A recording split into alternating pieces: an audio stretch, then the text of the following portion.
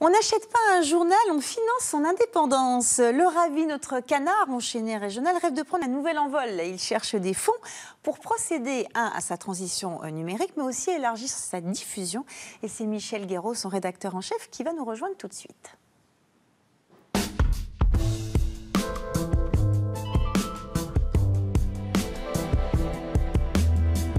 Bienvenue à vous, Michel. Bonjour. Ravi d'accueillir un collègue.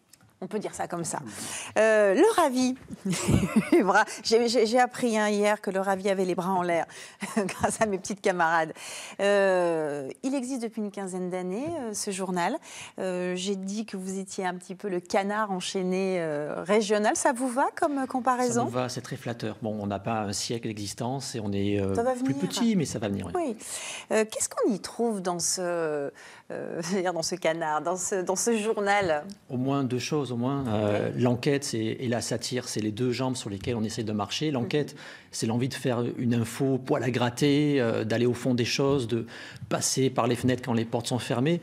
Et la satire, c'est le ton, c'est du dessin, de la première à la dernière page. C'est des reportages dessinés, c'est une forme différente, un ton différent. C'est l'irrévérence, c'est-à-dire cette envie de faire le métier de journaliste, mais à fond. Voilà. Alors, c'est un mensuel. Vous nous avez gentiment amené celui qui va sortir dans quelques jours, qu'on va vous montrer. Je pense que ça va parler à beaucoup de personnes, surtout en ce moment. Voilà, ça c'est la une de votre prochain magazine. Je n'ai pas besoin d'expliquer, je pense que tout le monde aura compris. Les événements, la tragédie qu'il y a eu rue d'Aubagne, pour vous, c'était essentiel de faire un dossier vraiment pointu sur la question? C'est essentiel. Alors, ça se passe à Marseille, mais ça déborde largement. C'est la capitale régionale. Et puis, c'était il y a un mois tout juste. Il y a même 8 personnes qui sont mortes, alors qu'il y avait des alertes répétées.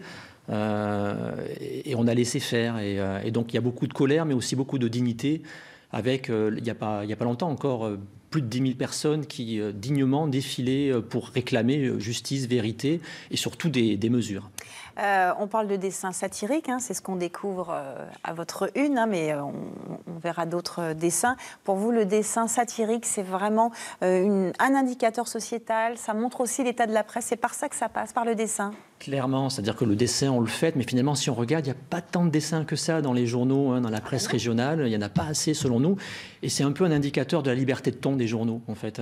On a peur un peu trop aujourd'hui, on est frileux, on a peur de déranger. Effectivement, le dessinateur met les pieds dans le plat, c'est un peu l'éléphant dans le magasin de porcelaine. Même nous, des fois, on est un peu bousculés par nos dessinateurs, mais ça fait du bien, ça nous oblige à nous réveiller. Est-ce que ça vous arrive de vous censurer un petit peu depuis les attentats de Charlie Hebdo, quand il y a un dessin? Comment vous gérez ça? Parce que c'est devenu, je pense, très compliqué aussi pour vous et les dessinateurs. Alors, moi, je suis le rédacteur en chef, alors je ne censure pas, enfin j'espère. Par contre, on est obligé de...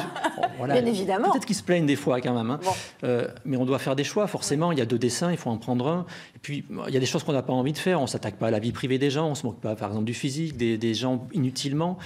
Par contre, on leur laisse beaucoup de liberté quand même. Oui, vous dites que vous êtes un journal de parti pris uniquement. C'est ça aussi qui est important de rappeler. Alors, pas partisan, on ne donne pas de consignes de vote, mais par contre, de parti pris, on assume des marottes et l'urgence sociale, l'urgence écologique, le débat public aussi, la démocratie, comment ça marche ou ça ne marche pas. Un sujet comme le fast-food dont on a parlé là, avec Jordan Tavernier, comment vous l'avez traité? Est-ce que vous l'avez traité On l'a traité surtout avec du dessin, en fait.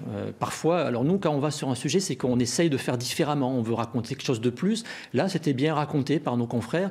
On est allé plutôt sur le registre du dessin et de la satire pour le poursuivre. On a raconté à travers ça. Donc, je disais que vous avez mis en place une campagne de dons défiscalisés, très important de le rappeler. Ça va vous permettre justement de faire cette transition, d'encore plus pouvoir être diffusé. Là, en ce moment, il y a quoi, 2000 journaux qui sont imprimés, mais vous aimeriez... un peu plus. On imprime à 5000, on en vend 2000 à peu près. Voilà. Effectivement, c'est les vrais chiffres. En général, tout le monde raconte des histoires. Donc, c'est pas assez. C'est pas assez. Alors, c'est aussi le Ravi, une association qui édite un journal, mais qui se mobilise aussi dans les collèges, dans les lycées, et qui fait des projets de journalisme participatif dans les quartiers avec des gens qui ne sont pas journalistes. C'est plein de choses. C'est du débat. C'est cette façon aussi pour nous de faire du journalisme différemment, pas uniquement derrière un bureau. Donc, c'est tout ça, mais ça demande des moyens. On n'a pas la propriété d'un milliardaire, comme souvent c'est le cas pour la presse aujourd'hui. Pas du tout de qui vous voulez parler. Oui. Vous êtes 6 salariés, là. Oui, 6 salariés, mais plus du monde, en fait. Il y a les dessinateurs ne sont pas salariés, par exemple. Ils sont sont une douzaine très régulièrement. Et on a besoin de soutien tout le temps. Et on a parfois aussi des coups de bambou sur la tête. Hein. On a un procès en ce moment en diffamation des élus du Var qui n'ont pas aimé nos enquêtes. Il faut se battre en permanence pour cette presse-là. Et il faut que les gens comprennent que la presse a un coût, même Bien la sûr. Presse différente, et peut-être encore plus la presse pas pareille. Et ça se soutient, et c'est un abonnement ou c'est une campagne effectivement de dons avec là, bon, on peut défiscaliser, on peut déduire de ses impôts le don. Dernière question, pourquoi le Ravi? Pourquoi ce titre? C'était un clin d'œil à la crèche provençale, et à ce petit santon qui ne baisse jamais les bras et qui peut-être est un peu l'idiot du village aussi, mais qui va dire des choses plus spontanément que d'autres, parce qu'il s'en moque en fait, il n'a pas peur de mettre les pieds dans les plats. Je disais effectivement en préambule que c'était un journal il fallait avoir un engagement citoyen. Avec vous, ça va au-delà que de vous aider. C'est important d'avoir une presse libre. On appartient à nos lecteurs, à nos abonnés, à nos donateurs, et on les retrouve aussi dans des moments publics, de débat.